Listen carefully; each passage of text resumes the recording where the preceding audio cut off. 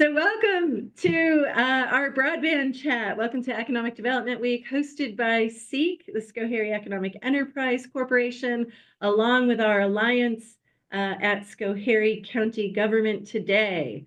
Economic Development Week kicked off on Monday. We already had an industry feature with other alliance members, with SUNY Cobleskill Institute for Rural Vitality, the Advanced Institute for Manufacturing.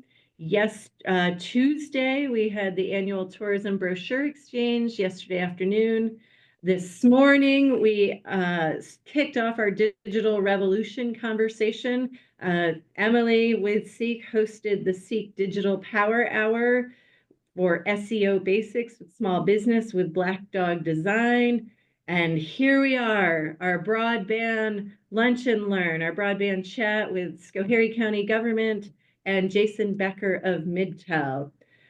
We are thrilled that Schoharie County has taken on this enormous initiative that we're hoping will place Schoharie County in the top 3% of counties nationwide. So John Crescimanno with Schoharie County Government, tell us what broadband is all about in Schoharie County and where are we going? Thanks, Julie. Good afternoon, everyone. My name is John Crescimanno. I am the Economic Development Coordinator for the county. And as most of you do or may not know, Schoharie County has received a large grant to build out fiber to the home. Before I get more into this, I just want to say thanks to SEEK for setting this up, collaborating with them. We all love the broadband space here. I also want to say thanks to my partners. MIDTEL, represented by Jason Becker here, and our other partner, FARR Technologies, who Peter Rasmusson's on the call as well. And last but not least, ConnectALL office for awarding us this opportunity. So I just want to get into a little bit about what the project is. Following my short presentation, I'm going to hand it over to Jason Becker, who's going to talk about how you as the new owner of fiber can track this project and see if your address is included in this. So without further ado, this is the Schoharie County Broadband Project. So what is the project? The project is, it's a $30 million grant through New York State's ConnectALL Municipal Infrastructure Program, and this grant is used to achieve broadband coverage across its rural communities. This initiative aims to construct 298 miles of fiber optic infrastructure and connecting over 4,000 of our homes. And these include nearly all of our unserved locations, which I believe we are at 499 homes. There's a couple of different things with this project. There's the infrastructure development, ownership and operation. Schoharie County, it's a 10-year ownership. The county will own this infrastructure for 10 years, and we will look to pass it off once the 10 years has come and gone. And last but not least, it's an open access network. So that goes back into Schoharie County owning this infrastructure, but also allowing local internet service providers or any internet service provider to have access to this infrastructure, which will promote competition, and it will help to provide affordable and high quality internet options for the residents of the county. Why does this matter?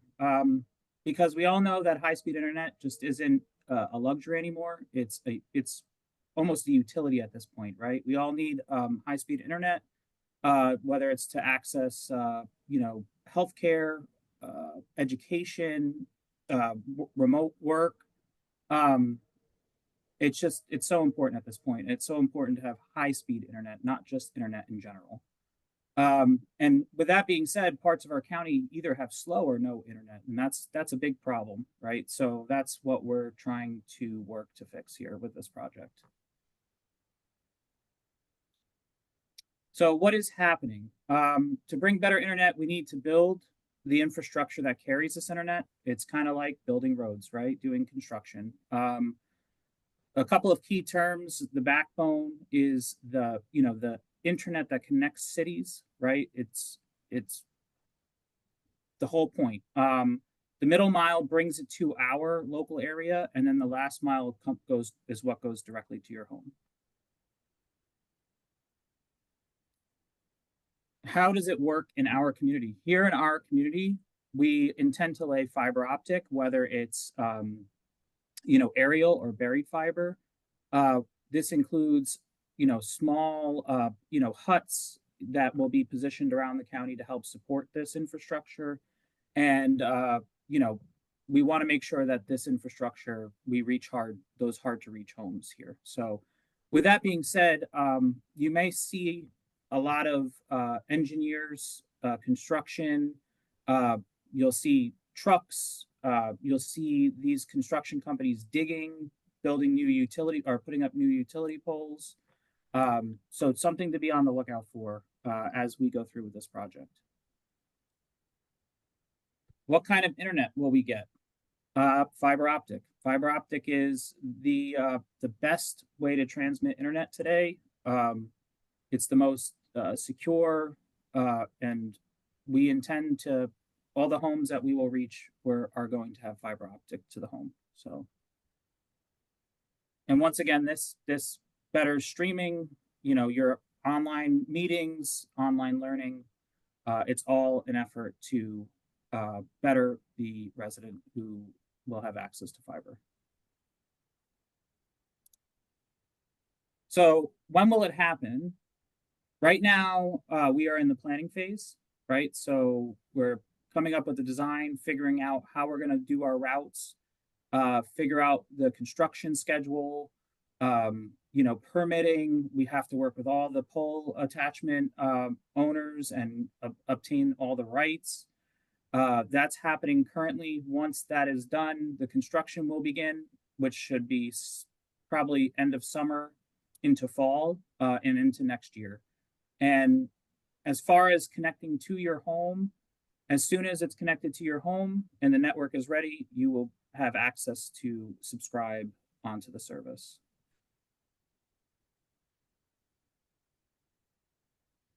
So who's paying for it? As it stands right now, the project is funded by a federal grant. It's the $30 million comes from the federal government and is passed down to ESD's ConnectALL office. And then there will also be a bit of investment from the county. So as it stands, it's a $30 million grant fund. And this is just, what a public-private partnership is, right? So we're working as a public entity, we're working with our government partners in the federal government and the state, and we are working with our private partners such as MIDTEL and FARR Technologies. So once again, what's in it for you? Obviously faster internet at the home, telehealth access from your couch, kids learning and going to school without lag, more opportunities to work from home in a rural community, that's huge, and better service for small businesses. And with that being said, it's all about a better quality of life. So that's what we are aiming to provide for the county here with this program. And that's all I have on this. What we can do is we'll let Jason Becker take over.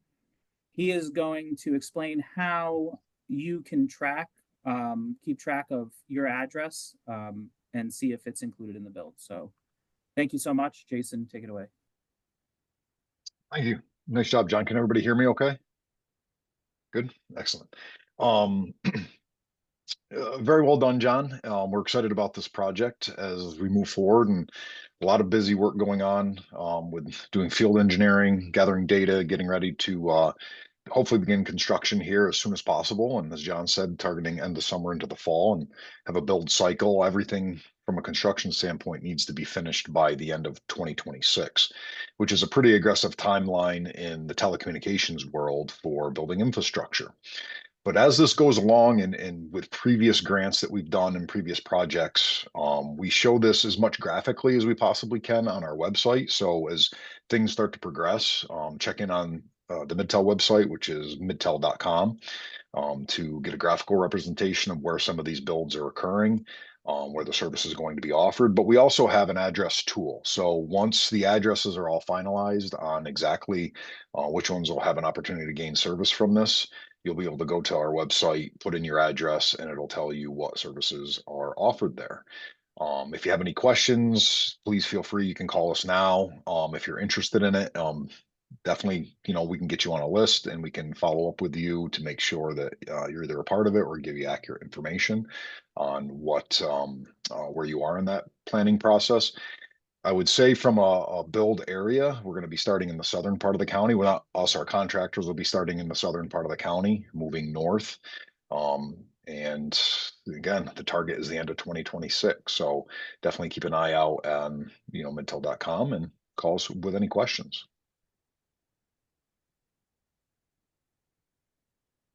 Great, And I thank will, you. Oh, go ahead, John. I was just going to say, and with that being said, you can always, my contact information is on this slide. So if you have any questions, feel free to send me an email, or like Jason said, feel free to contact MIDTEL. So we're all in this together and we're all looking to help. So.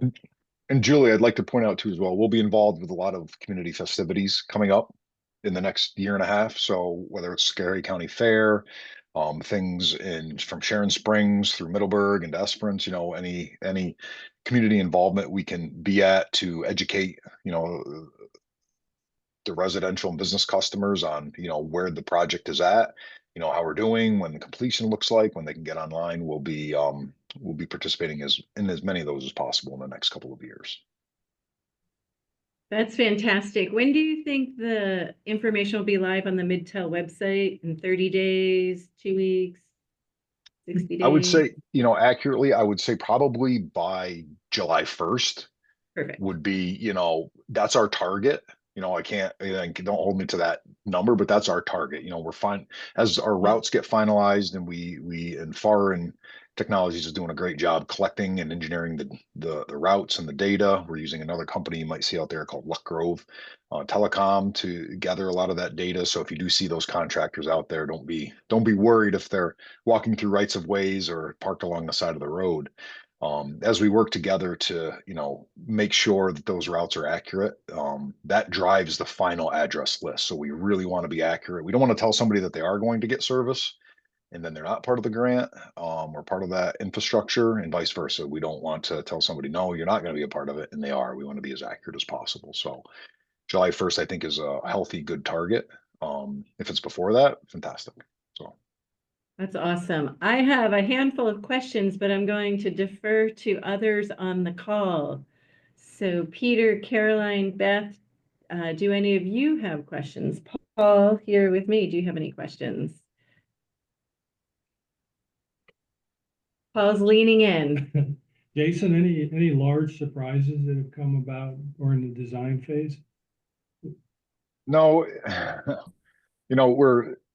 we've been through these sorts of builds for a period of time. I would say one of the larger challenges in a project like this is getting the infrastructure on the poles or in the ground. There's a lot of licensing, there's a lot of permits, there's a lot of engineering and design and architectural, professional engineering work that needs to be done. I'd say that's one of the bigger hurdles to this process. There's always small surprises that change each year in New York State from a policy standpoint and cost standpoint to get on some of this infrastructure. So I would say that's some of the things we keep the closest eye on when it comes to this. Peter, would you have anything to add to that? I guess I would add one thing, in addition to, working with the county themselves, is that through the field work, we have identified, working with some other partners to help pull down the costs. We've identified several miles where we'll be able to overlash on existing fiber and strand that's already up in the air. That's a big plus. And then also working with the city of Richmondville to do a joint construction. They've got, I think it's a sewer project. Correct me if I'm wrong, Jason. That's correct. Being able to go in the same trench with them is a very good thing for all involved. It you open up you make the mess once, I guess is how I would call it, and you get everybody in there one time. And especially in a I don't know if I call it an urban, but certainly a town setting, that's a big plus to be able to work with other folks in the county and the neighboring ILECs to help hold down the overall cost of the project. Thank you. Thank you. Peter, Caroline, Beth, any questions? Actually, the one thing I was going to ask about was the, movement to underground, because I think when I first, started doing planning work, it was unheard of. Like if you asked somebody to put utilities underground, it was like this whole huge issue. I guess, what would you say in the economics of everything kind of shifted to make that a better choice in some cases? So Beth, that's a really good question, because when this project first started, it was estimated at about 80% of it was going to be aerial infrastructure and 20% of it was going to be buried. And that quickly changed as some of the electrical utilities rates for applying for their poles and the cost increase to sit on their poles went up by substantial amounts. The project now sits about 60% of it is buried and about 40% of it is aerial. And as Peter said, we've identified some opportunities in the buried infrastructure to reduce the cost with Richmondville, but we are to the days in some of the electrical utility space that it's as cost effective, if not a little bit less expensive. I can't believe I'm going to say this being in the business as long as we have, that it's a little less expensive in areas to bury the fiber infrastructure than it is to go aerial. Looks nice too. So that's an added we benefit. it is an added benefit. We just, it's something that with that cost change, we get very sensitive to it. So we want to make sure that we come in on budget. That's our primary goal, on time and on budget. So we keep an eye and hope for the least amount of snow when we're doing buried infrastructure and frost. So is your supply chain looking good, or any issues you're seeing there? we talk about this weekly on our ConnectALL office calls. They ask us the same question. To date, we have not seen any sort of change. Some small stuff that you'll see seasonally, and as some other projects get ramped up in the state and regionally with fiber optics and maybe some supplies for splice cases or handholds, but nothing out of the ordinary we have not seen to this point yet. Thanks. One other thing I would add with regard to the shift to a higher percentage of buried is that with the December 31st, 26 completion date, part of the reason to move to buried, in addition to cost, is speed of the deployment time. The pole attachment make ready process is definitely a long pole in the tent, so to speak. ConnectALL and ESD are trying to do as much as they can there, but that still is a big deal. So having the shift to buried will improve the ability to meet the schedule. That's absolutely a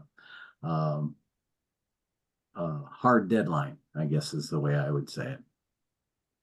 And to back Peter up with some numbers on that, we're dealing with 6 different utilities that we're going to be applying for attachment to their poles on. And traditionally in the past 20 years, we've done numerous construction projects with each one. But we'll see anywhere from 3 to 4 months to get a license to go onto a pole to up to over a year to 14 months to get that license for permission. You would think it would be quicker, and we wish it was quite a bit quicker because it does hold things up. But that's to reaffirm Peter's statement about the going buried helps our construction timeline.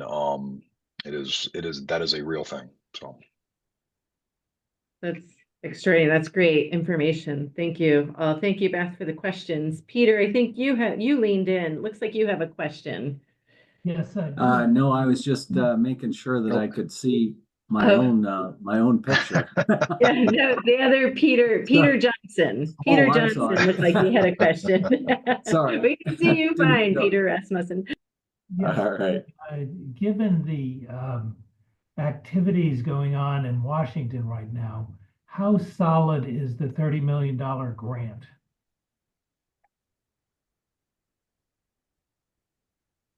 You want me to take the Peter, lead you on want to this? answer this? You can Sure. jump first and I can jump in second. I think the important thing here is that it's what I call is the color of money. And what I mean by that is the source of the funding. So the MIP project that the ConnectALL office is running is funded out of money that came out of the American Rescue Plan. So the American Rescue Plan is what's driving the deadline of the end of December of 26 for completion. And we've had several conversations with the ESD about the how the money flows from the Department of Treasury to the state, to the ConnectALL office, and ultimately to the county. So it's been a question that's been part of the discussion for probably almost a year now. But I think we have a fairly high degree of confidence given the fact that the ARPA money is, and I may get the wrong official political term, but I believe it's committed or committed. There's a special government term that's Obligated. Obligated to it. Thank you, Julie. Yes, thank you. Thank you. Yep, I have nothing to add to that, Peter. I would say that's and one thing and I can share this with Julie if you would like to pass this along to anybody as well. There is ConnectALL does have a dashboard for the projects, the other MIP projects that are occurring during the state right now. So it's not something that we're on an island in New York with just one project. And as I get here a second, I've got the link. I'm not sure if I can share it in a chat via this particular call, but I will share that. And it shows you there's 16 projects right now across the state that consist of about 2,600 miles of fiber. And they've awarded a little over 250 million on that. So, and they're looking at close to about 97,500, so 97.5 thousand customers, 97,500 customers that it's going to touch. But I'll make sure I share that link to know that it's not just, we're not an island for funding in the state from a project standpoint. There are quite a few other MIP projects going on. We're not the largest MIP project, but we are not the smallest. So That's We're close to the great largest. information. we are one of the larger ones. So in the top 3 or 4. So it was, again, a great award for the county and we're excited about it. That's great. I see both you and Emily dropped the dashboard link into the chat. Thanks, That's Emily. awesome. And we'll make sure it's a subheader on the video when she's done editing. Peter Johnson, did you have a follow-up question to that? I do not. All right. Well, I think we have 5 minutes left. This has been really, really great information. We'll look for that local dashboard July 1st for our checking addresses. We'll follow the ConnectALL dashboard. How do we fit amongst the state-driven projects? One of the things that John had mentioned is, why do we care? Why does broadband matter to Schoharie County? We view it to help elevate Schoharie County. It's part of our economic development strategy from a business development innovation standpoint, but it's also about improving educational outcomes, health outcomes, county-wide. With that, we do work with the Mohawk Valley Broadband Coalition. They have engaged CORI, the Center on Rural Innovation, to work with the Mohawk Valley District, of which we're one of 6 counties in that region, to help build momentum around broadband utilization, builds and utilization. We at SEEK also have a grant application in with ConnectALL office through the Mohawk Valley Broadband Coalition for digital equity. We view it as our grant is intended to build our own portal. So not only is there a build component, but there should be a place where people can go to learn. What are the opportunities to build skills for small businesses? What are the opportunities to build skills for individuals, for workforce development with our partners in workforce development? What are the opportunities to learn at the libraries? They're doing a lot of programming with seniors to help utilize broadband access. So we'll know in September whether or not that's going to be funded. So we'll be able to help bolster the build communications and outreach to folks in that way as well. And last but not least, SEEK is super excited about Digital Revolution. We are hosting Schoharie, the Center on Rural Innovation, at our annual meeting at the end of the month in 2 weeks. I think 2 weeks from today, May 28th, 8 to 10 o'clock in the morning. Our keynote speaker will be Molly Pyle from Schoharie Center on Rural Innovation. She's the Director of Tech-Based Economic Development. So the build is part of it, utilization, learning the power of the internet, and then how do we grow as a community and prosper with these tools. So please join us Wednesday, May 28th at the SEEK annual meeting to learn more about our digital revolution. And follow us for more Economic Development Week. Tomorrow is the State of the County Agricultural Update with Caroline Myron, who's also on the call. Join us at noon for the Lunch and Learn. And then Friday, we'll wrap up Economic Development Week in the village of Sharon Springs, a walkabout with an architect for the opportunities to renovate and leverage historic tax credits and grant programs for building improvements. So with that, I think that's a wrap. Thank you, John Thank you. with Schoharie County Government, Jason Becker with MIDTEL, and Peter Rasmusson with FARR Technologies for joining us today and sharing notes and opportunities for the Schoharie County broadband build to get to 100% access countywide. Thank you. Thank you so much. Thanks, everybody. Thank you. Take care.